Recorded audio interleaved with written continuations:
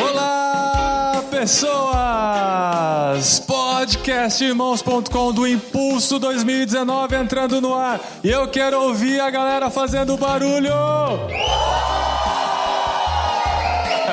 Muito bom! Olha só como quebra o gelo, não é verdade? A gente tava aqui todo sonolento e tal, de repente um maluco dá um grito no meio assim, todo mundo acorda. E vocês acabaram de ouvir os TEDs, quem está ouvindo o podcast também ouviu todos esses TEDs no programa anterior, programas que vão entrar no ar um depois do outro. Olha a loucura que eu estou me comprometendo, estou envolvendo o Ariel e o Chico Gabriel também. Esses dois, gente, ó, são parceiraços de tanto tempo, Chico Gabriel e Ariel, eles ajudam a gente na edição dos podcasts também, estão aqui com câmera na mão, trabalhando. Então uma salva de palmas para Chico e Ariel. Muito bom. E a gente falou de vários temas hoje aqui à tarde. Falamos sobre pessoas trabalhando no jornalismo, trabalhando com uma editora de conteúdo cristão. Falamos de pessoas que estão entendendo cada vez mais o seu papel no reino de Deus, de como sinalizar esse reino onde está. Fizemos reflexões sobre quem é o nosso público-alvo, né? Que o Lucas Pedro comentou sobre, né, da galera do público de fronteira, que é quem a gente, na verdade, a maior parte das nossas ações devem ser voltadas para as pessoas que não sabem exatamente em que lugar estão, na verdade estão nesses todos tons de cores e não se definem exatamente na sua caminhada espiritual. E a gente tem muitos temas aqui para discutir, e eu quero que você que pensou numa pergunta direcione: essa pergunta é para fulano e eu gostaria de saber tal coisa. E eu vou pedir para vocês para serem objetivos, para a gente poder responder o maior número de perguntas, e se vocês quiserem complementar a resposta do outro, não tem problema nenhum. Quem quer fazer a primeira pergunta? Boa tarde, cearense, né? Puro, mas moro em Barueri. Meu nome é Júnior. Questionamento ali pro nosso irmão Lucas. Eu achei muito interessante essa abordagem. A gente ficou aqui na nossa igreja aqui no café, reverberando e vendo que talvez hoje a grande parte da igreja esteja mais dentro dessa parte do que os que estão completamente dentro e do que estão completamente fora, né? Então ali você tem ali, percentualmente, o grande público tá lá. E o questionamento é como falar com as diversas linguagens nos diversos públicos, né? Isso é um organismo vivo e você tem desviado chegando, crente velho saindo, outras religiões, jovem, velho, pessoas com mais base teológica, e foi muito falado de você conhecer o seu público, de você ter estratégias assertivas, e a gente sabe que esse público é públicos dentro de públicos, né? E como tentar comunicar isso para esse pessoal. Se você puder compartilhar essa experiência, eu agradeço. Obrigado. Júnior, é o seguinte, primeiro eu vou ser bem calvinista. Bíblia, ser bíblico, né? Mas o segundo ponto que eu acho que tem sido muito ignorado, principalmente no púlpito, pelos teólogos, é a realidade, vida da pessoa, a situação que a gente tem vivido. Essas duas coisas são fortes o suficiente para você comunicar para qualquer tipo de público. A Bíblia, que é a nossa regra de fé e prática, e esse olhar para o que está acontecendo, essa interpretação atual da vida, da história, né? Eu fazendo uma crítica ao púlpito hoje, de maneira geral, os exemplos e as ilustrações são do milênio passado. Então, não fala com as pessoas, não fala com a realidade dela nas escolas, não fala com a realidade dela no trabalho. Então, a realidade nua e crua e a Bíblia. Pedro de Volta Redonda. Tem-se muita ideia que o brasileiro gosta de notícia ruim, que dá sucesso a notícia ruim. É aquela famosa frase que o brasileiro gosta de ver o circo pegar fogo e que o palhaço morra queimado. E como a gente é portador de boas novas, o cristão é portador de boas novas, como se comportar em relação a isso, transmitir essas boas novas dentro desse senso comum? Obrigado. Então, eu trabalho diariamente com jornalismo, né? E a maior parte das notícias são ruins de fato, até porque justamente é uma demanda do público que, se você colocar num site, por exemplo, no notícia boa, notícia ruim, o maior número de cliques vai ser na notícia ruim. As pessoas gostam de ver a dificuldade, os problemas, né? Mas como eu estava falando antes das pautas polêmicas, que é as que eu tenho preferido, até pela questão de ser luz nesses locais e poder também dialogar com as pessoas, eu acho que a seriedade do profissional é o que realmente vai fazer a diferença. E eu não estou nem falando de ser cristão, eu estou falando de ser um profissional realmente comprometido com a comunidade, com as causas sociais, com a forma, com a história das pessoas. Nós, como cristãos, temos ainda um compromisso muito maior, porque a gente ama o próximo. Então, não só a gente respeita a história dele, por um compromisso de jornalismo, como por um compromisso cristão. A notícia vai ter que ser dada. A pessoa morreu num acidente, a menina foi estuprada, o outro foi esfaqueado, vai entrar no jornal. Isso não é uma questão nossa de critério, vai ter que ser noticiado. Mas eu acho que é possível focar a reportagem não na tragédia e no desastre, mas em políticas públicas, em possíveis soluções, tentar investigar um pouquinho mais de por que aquilo aconteceu. Recentemente a gente levantou uma discussão sobre feminicídio e na maior parte dos casos, o feminicídio acontece porque houve um divórcio, porque ambos se envolveram ou a mulher se envolveu numa nova relação e o casamento anterior, o companheiro anterior, se revolta e acaba matando a ex-companheira. Se o projeto família, o projeto de Deus não tivesse sido destruído em primeiro lugar e houvesse restauração num casamento abalado, talvez não existiria feminicídio. Então qual é a causa? É possível a gente levantar esses temas dentro do jornalismo, fora da igreja, na televisão, em rádio, em jornal e impresso e ir transformando, falando sobre Deus, a real solução do problema, não necessariamente usando a palavra Deus, mas levantando essas questões para que as pessoas busquem as verdadeiras respostas. Então, depende muito do tipo de mídia que você trabalha, né? Então, por exemplo, no caso da Rede Globo, já é uma mídia de notícias em geral. Agora, se você pensa numa mídia cristã, se você tiver um site de fofoca,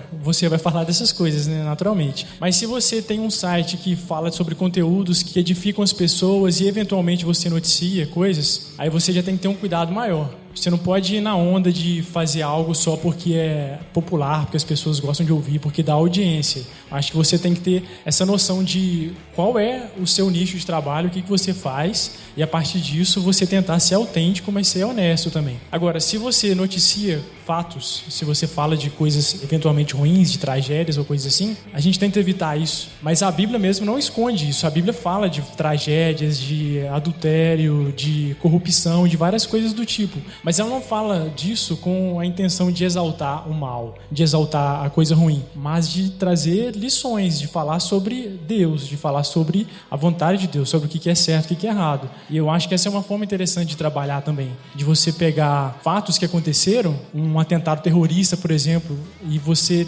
trabalhar em cima disso, não de forma oportunista, mas com sensibilidade, você conseguir usar aquele fato para poder transmitir um ensinamento legal por trás disso. Muito bom, gente, muito bom. Eu gosto bastante de TV, né? Fui criado, né, na frente da TV.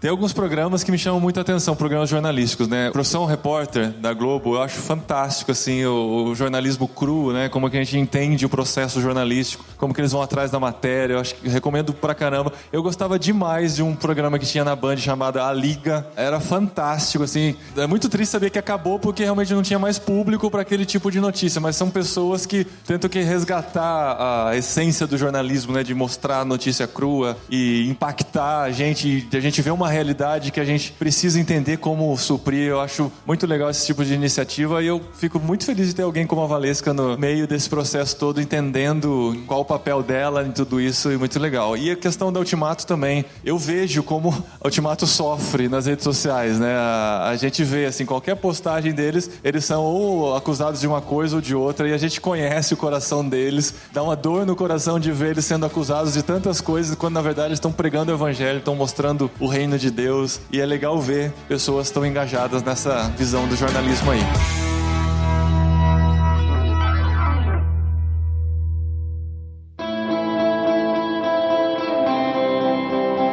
Meu nome é Matheus, sou de São Vicente. O que acontece? Eu tive um tempo desviado e voltei para a igreja. Hoje eu vejo muitas pessoas que são cristãs e que não vivem aquilo que está no perfil, sendo uma foto, sendo o contexto que ela fala que vive, que não é a palavra. Como que a gente deve se comportar numa mídia social assim, para mostrar que realmente houve mudança, né? Porque eu conheço muitas pessoas que estão no meu perfil hoje que você vê, um exemplo, a pessoa está cantando e depois daqui a pouco a pessoa está lá colocando certas coisas que não são relevantes àquilo que ela cantou, aquilo que ela pregou. Até meu perfil mesmo, ele é antigo, do Instagram, Eu tenho dúvidas assim, se eu devo relevar as fotos ou deletá-las e colocar novas fotos assim. Cara, eu acho que a rede social, as mídias, elas só são um espelho do que você é. Então, se você é de uma forma na vida real, você não tem que se preocupar em como que você vai se mostrar nas redes. Você tem que ser você nas redes. O que eu levo em consideração é o seguinte: cada rede é como se fosse um ambiente. Por exemplo, eu vou usar o Instagram, que tem 3 ambientes nele, né? Tem o feed, tem o stories e tem o IGTV. A mesma coisa que você não vai na praia de terno, você não vai na igreja de sunga. Você saber o que aquela mídia, o que aquele espaço pede, né? Então, o feed pede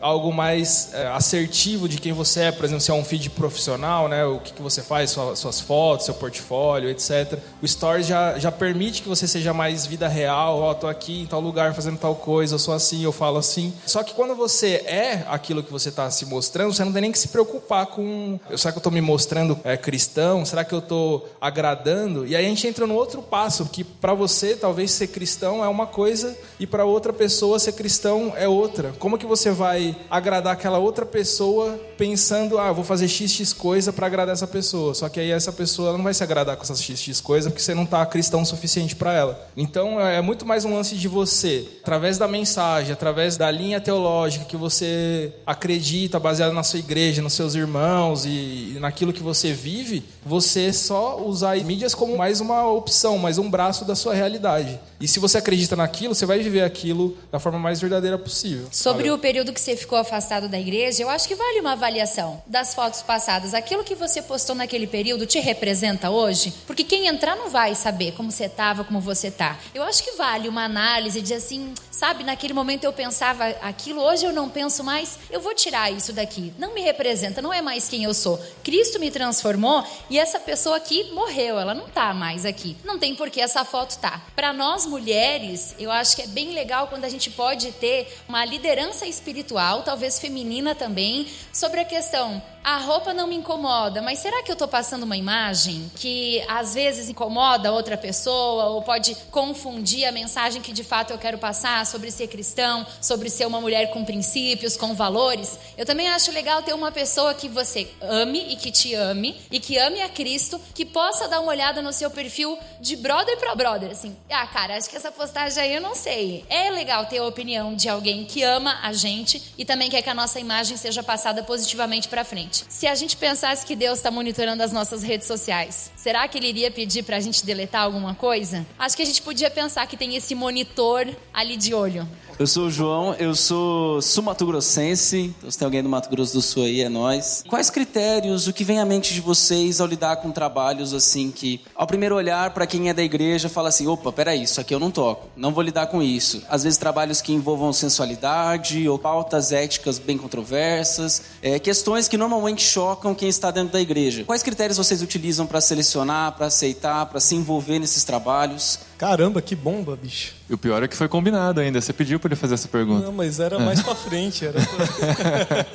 Eu acho que talvez não seja muito politicamente correto o meu posicionamento, sabe? Mas eu entendo, assim, que o meu primeiro amor é o meu amor a Deus, assim, sabe? E eu não consigo me imaginar amando a Deus, fazendo coisas que abertamente, ou promovendo coisas que abertamente vão contra o que ele pensa, o que ele acredita, o que ele tem desejo de promover. Então, por exemplo, trazendo isso para uma realidade menor, assim, ou uma realidade mais tangível para a gente. Se eu sei que a minha irmã odeia que eu faça cosquinha nela, e eu falo que eu amo ela e faço cosquinha nela, tem, tipo assim, um descompasso na minha fala e na minha atitude, entendeu? Se eu falo que eu amo o meu pai, e meu pai odeia que eu sente com o pé no sofá, e eu sento com o pé no sofá, tem um descompasso entre o que eu estou falando, que eu amo ele, e o que eu faço, que é colocar o pé no sofá. Um exemplo bastante simplório. Eu penso que se a gente maximiza isso, se a gente torna isso abrangente, vale para Deus também. Eu falo que eu amo a Deus, mas a despeito de algumas ondas da nossa geração, algumas ondas que fazem parte do modismo da nossa geração, me colocam a praticar uma coisa que eu sei que abertamente é contrário do que Deus pensa, deseja e quer promover,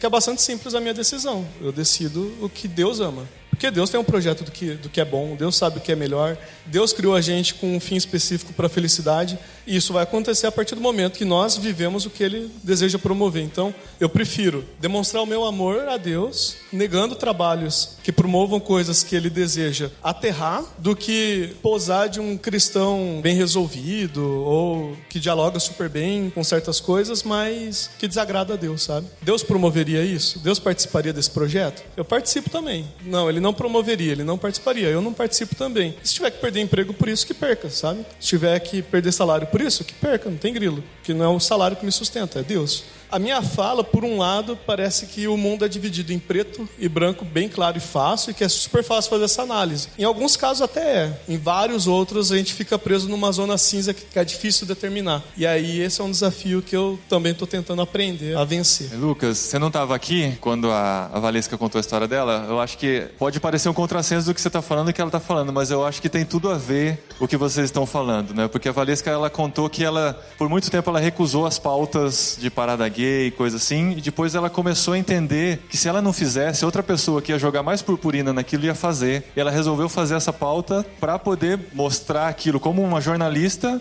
e sempre tentar colocar os valores dela lá. E o Áquila tem uma pergunta sobre isso. Oi, eu sou o Áquila, sou de Timóteo, mas moro em Campinas também. Eu queria saber como que você não é uma crente chata nesses ambientes. Por exemplo, Sandra Nemberg, a gente tá aqui na parada gay, mas o público de casa sabe que é melhor ir na marcha para Jesus. Como que, tipo...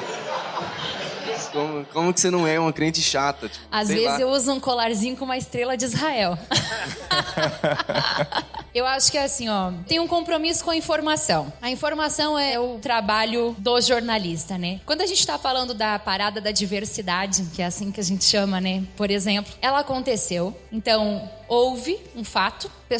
30 pessoas passaram na rua X, tal hora até tal hora, e elas reivindicavam algumas coisas. Muitas daquelas pessoas lá têm reivindicações 1000. Algumas delas estão ali porque elas realmente entendem que o número de homicídios a homossexuais cresce muito no país. O número de suicídios entre homossexuais cresce muito, porque são incompreendidos, porque não são amados, porque não encontram respeito na sociedade. Cara, isso é notícia. Isso é notícia que nós, cristãos, precisamos defender, do amor ao próximo, do cuidado com todas as pessoas, não importa se é A, B, C ou D. E eu acho que, assim, é mais difícil fazer esse trabalho que eu tô sugerindo do que chegar lá e dizer: Sandra, tá maravilhoso, tá todo mundo dançando, vem aqui, e fazer o lererê, procurar no meio daquelas pessoas com causas sérias, que estejam preocupadas realmente com o ser humano, com causas embasadas. Talvez pegar alguém que não tá dentro da parada, mas que tá assistindo e que diz que se incomoda, não porque são gays, héteros, bi, trans, simpatizantes, mas que se incomoda com a rua que foi paralisada naquele dia, com o trânsito, com o lixo que fica no chão, com cenas explícitas que ocorrem na rua. Qual é a motivação? O que nós vamos brigar aqui? A reportagem, ela pode evidenciar alguma coisa ou outra, e eu escolho evidenciar aquilo que eu defendo, que é o amor por aquelas pessoas que estão ali passando na rua, estão reivindicando algumas causas que são de fato nobres. Então vamos mostrar isso, né? Eu acho que é um olhar, e eu sempre peço que eu tenha essa orientação no momento de desenvolver a pauta, e é uma luta diária. Às vezes eu não tenho, às vezes eu chego em casa realmente frustrada porque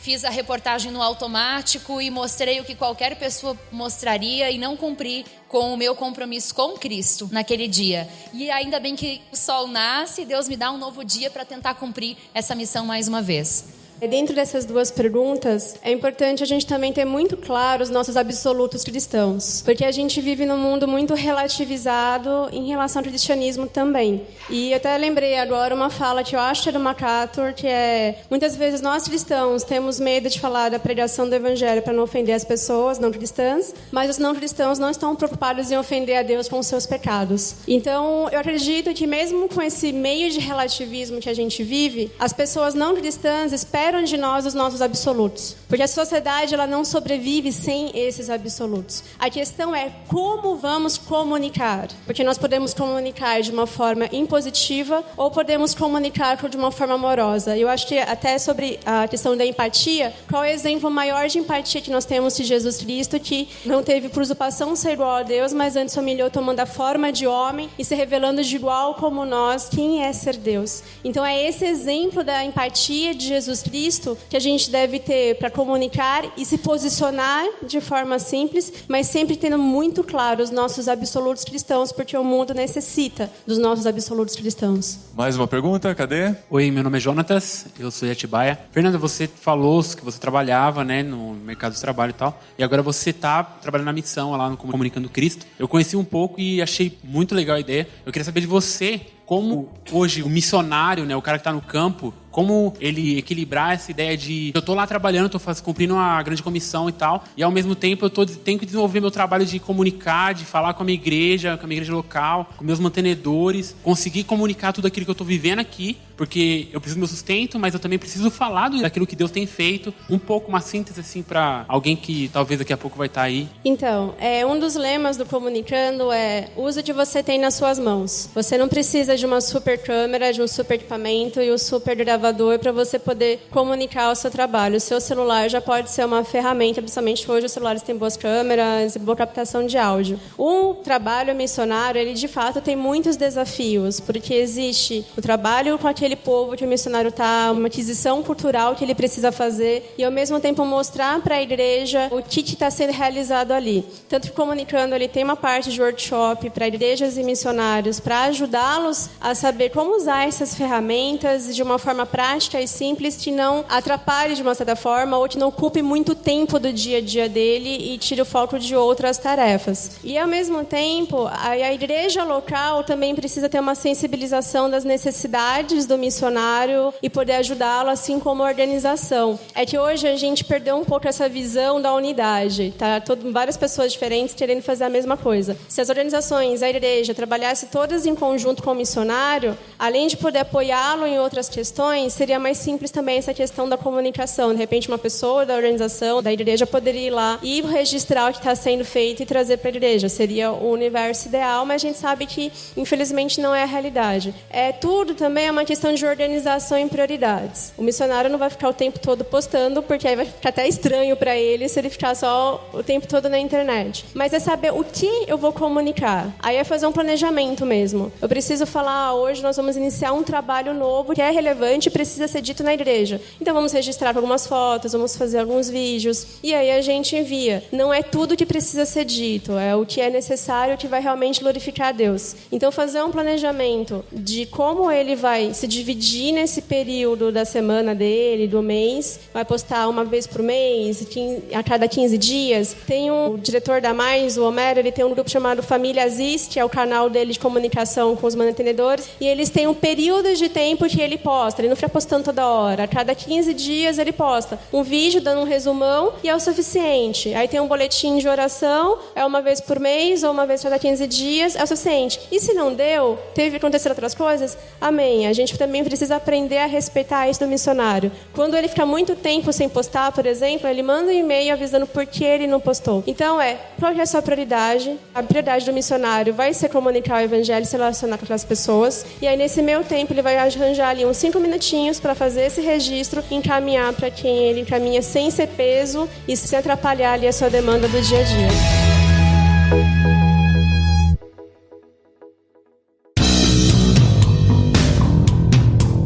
Oi, tudo bem? Meu nome é Gabriel, sou São Bernardo. Queria fazer uma pergunta para Valesca. Numa palestra que eu tive na faculdade, uma frase que me marcou muito foi de uma jornalista da Folha de São Paulo, que falou que nas redações não tinham muitos cristãos, muito menos evangélicos, e que eles não sabiam nem lidar com a gente. Na redação que eu trabalho, eu sou o único cristão, e a única emissora que eu conheço que é controlada por uma igreja, eu conheço, tenho amigos que trabalham lá, e eles criticam, falam que os chefes ficam orientando as pautas, e eles acabam tendo ódio dos chefes. Então eu queria perguntar, como que é o tratamento dos seus colegas de trabalho, sabendo que você é uma cristã? Como mudar essa realidade? Como que a gente pode ter mais cristãos fazendo a diferença nas redações? Então, eu entendo o teu sentimento porque, de fato, eu não conheço pessoalmente nenhum outro repórter de televisão das emissoras onde eu passei cristão. Sou filha única e eu entendo esse sentimento de solitude ali também, de você querer encontrar, às vezes, no meio de um dia difícil, alguém que vai poder ser o teu suporte e te ajudar nas decisões, né?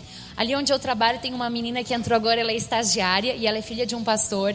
E eu acho bem legal, assim, porque às vezes no meio do dia a gente consegue conversar rapidinho e realmente encontrar forças para continuar nessa luta. as pessoas sabem que eu sou cristã pelas minhas redes sociais, pelo meu comportamento, pelos meus eventos na igreja, né? Que se eu não tô na TV, eu tô na igreja. Então, o pessoal, claro que sabe do meu envolvimento. Agora, uma coisa que você falou antes, que é a questão da empatia. Ninguém vai se converter com Jesus goela abaixo, né? Então, nós vivemos no mesmo mundo. A gente enfrenta milhões de coisas em comum. E como a gente reage a essas coisas pode ser que seja a diferença. Então, a gente vai compartilhando o dia a dia daquilo que é em comum, problemas do dia a dia do jornalismo, dificuldades, enfim, alegrias, vitórias. E aí, esses dias, uma pessoa veio dizer assim, nossa, aqui a redação é um ambiente estressante, é um tentando puxar o tapete do outro, tem competitividade. Como é que você chega todo dia feliz? Pô, me perguntou, eu vou falar, né? Tenho Cristo. Agora, se não me perguntou, então que veja pelas minhas ações, pela forma que eu reajo, pela forma que eu lido com as coisas, pelo meu desejo de fazer o que é correto, o que é certo, por não entrar na participação de algo que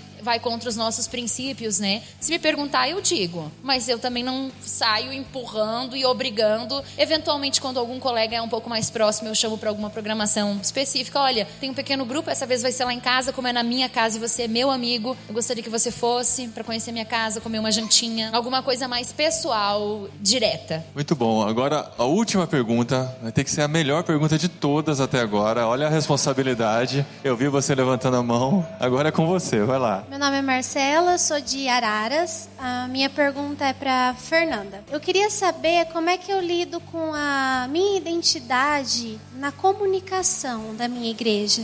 Porque às vezes a gente se perde, né? A gente quer passar o que as outras pessoas pedem, porque as pessoas pedem que a gente faça arte, elas nos mandam conteúdo.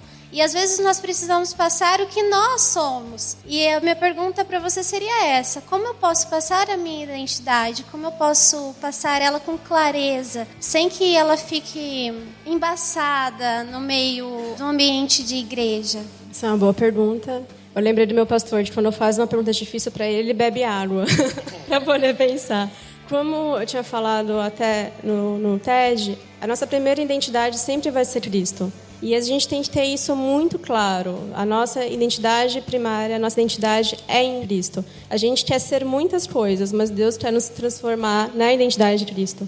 Como igreja, aí já pensando na igreja local, pensando em toda essa dinâmica, é um desafio muito grande, porque tem muitas pessoas envolvidas, cada uma tem uma ideia, e até a gente brincava lá no outro meu trabalho de comunicação, que comunicação é uma área que todo mundo tem uma opinião, seja um engenheiro, um médico, qualquer profissional acha que pode opinar, e aí fica difícil essa dinâmica. Mas a igreja, ela precisa primeiro entender a identidade dela como igreja, que aí entra até um pouco naquilo de missão, visão, valores. Qual que é o nosso propósito de igreja principal? O que a gente entende? É fazer discípulos de Cristo? É o discipulado? É o acolhimento? O que a gente quer que quando a pessoa entra aqui, ela já entenda de cara? É a mesma ideia de marcas, quando a gente fala na construção de brand, design, né, fala construção de uma marca, a marca ela tem que ser simples. E só de olhar, a gente tem que identificar o que ela significa. A gente não precisa explicar muito o que é uma maçã mordida. Para a nossa cultura é muito fácil entender isso. Isso vai dar também da liderança. A liderança precisa comprar essa ideia, ter essa ideia do que é a identidade. E a gente precisa também entender a nossa linguagem brasileira. Acho que hoje a gente importa muito dos outros países. A gente tem muito modelo de fora. E a gente não tem dinheiro igual eles para fazer, né? A gente não tem quase nenhum caixa. E a gente tem que ter essa noção. É uma conversa que a gente tem também na minha igreja em relação à comunicação. Referência de vídeo. É Hillsong Bethel Church. E aí, que orçamento a gente tem? A gente não tem um orçamento para fazer igual. Então, como a gente consegue fazer algo melhor dentro das nossas limitações e que comunique a identidade da igreja? A minha igreja, por exemplo, uma das frases principais é fazer discípulos de Cristo. Então, a gente sabe que vai envolver o acolhimento, que vai envolver a pregação do evangelho, vai envolver quem Cristo de fato é e a gente entender quem Cristo é. Então, a partir dessas premissas, a gente vai construindo a comunicação, vai construindo as artes, vai pensando no evento. Mas é um trabalho que um grupo de pessoas precisa comprar,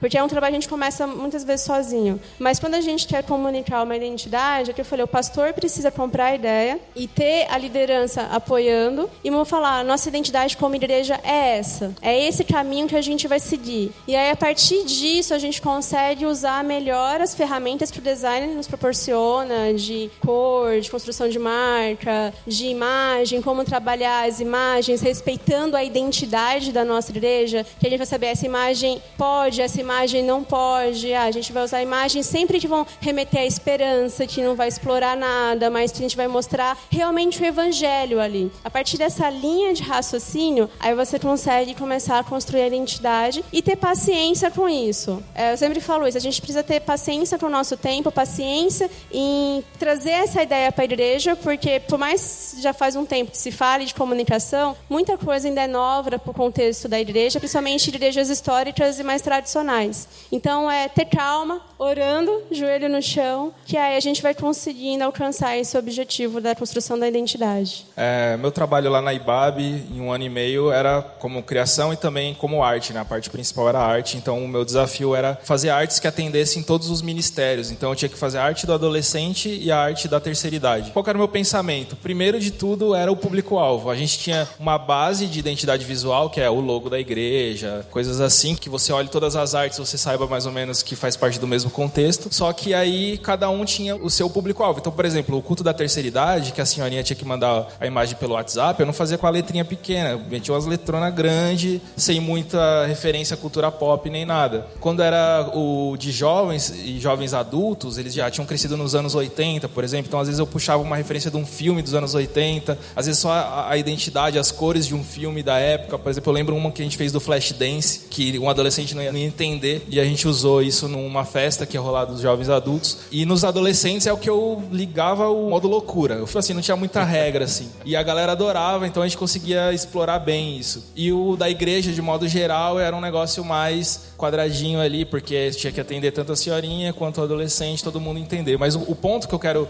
entrar aqui, da sua identidade, é, primeiro, o propósito da sua arte para a igreja não é a sua identidade. O propósito é comunicar e atender o público que está vendo aquela arte. E isso é um dilema da gente, que é artista. Como que a gente pode resolver isso? Uma forma é você usar as brechas para você se mostrar. Então, por exemplo, nos Adolas, eu ligava o modo loucura, então eu fazia o que eu quisesse ali, porque eu tinha o pastor me dava aquela liberdade. E aí os outros pastores olhavam algumas coisas que eu fazia ali, viam a minha identidade em outras áreas que eu tinha mais liberdade, e eu conseguia vender para eles, vamos por esse caminho aqui, isso aqui é mais interessante. Outra coisa, você ter segurança no que você fala, você estudar e poder falar com certeza, eu fiz essa arte e essa é a melhor para essa comunicação por causa disso.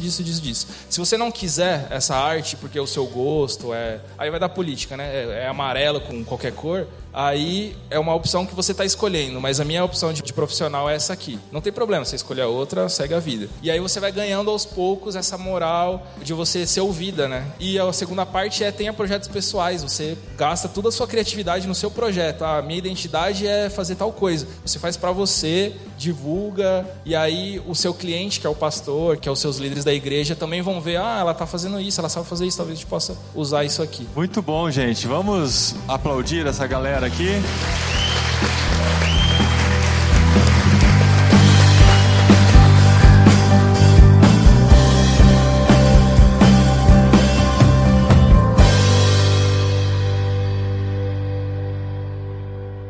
Muito bem, gente. Recadinhos rapidinhos aqui no final desse programa. Se você só ouviu essa parte B, saiba que tem uma parte A que contextualiza tudo que foi falado aqui, tá bom? Nossos convidados do Impulso 2019 deram os TEDs, que em cada um falava por volta de 12 a 15 minutos, contando um pouquinho do que tem experimentado na área de comunicação e como tem entendido o reino de Deus dentro de tudo isso. E nessa segunda parte a gente abriu pro público fazer perguntas e com isso você tem aqui acesso à maior parte do conteúdo do Impulso 2019.